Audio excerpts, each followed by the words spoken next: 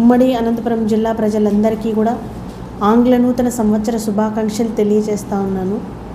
ఈ గడిచిన సంవత్సరంలో ఎన్ని ఒడిదుడుకులున్నా కూడా రానున్న సంవత్సరంలో ఇటువంటివన్నీ ఎదుర్కోకుండా అందరూ కూడా సుఖ సంతోషాలతో ఆయుర ఆరోగ్యాలతో పిల్లా పాపలతో చల్లగా ఉండాలని మనసారా కోరుకుంటూ అందరికీ కూడా ఆంగ్ల నూతన సంవత్సర శుభాకాంక్షలు తెలియజేస్తూ ఉన్నాను. అలాగే మా అధినేత, మా ప్రియతమ నేత, మాజీ ముఖ్యమంత్రి వర్యులు వైఎస్ జగన్మోహన్ రెడ్డి గారికి కూడా ఈ సందర్భంగా హ్యాపీ న్యూ ఇయర్ తెలియజేస్తూ ఉన్నాను.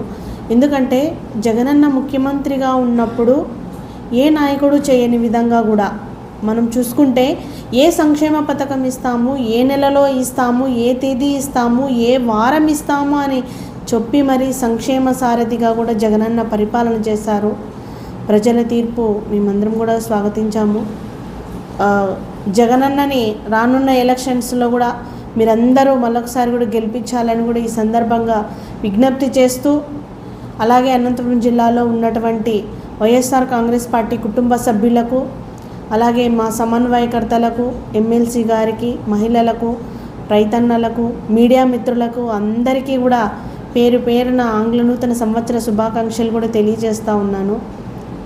అలాగే ఇప్పుడు అధికారంలో ఉన్నటువంటి ప్రభుత్వంలో ఉన్నటువంటి పెద్దలకు కూడా ఒకటే తెలియజేస్తూ ఉన్నాము. మీరు ఇచ్చినటువంటి హామీలన్నింటినీ కూడా రానున్న నూతన సంవత్సరంలో అయినా కూడా మీరు అమలు చేయాలి.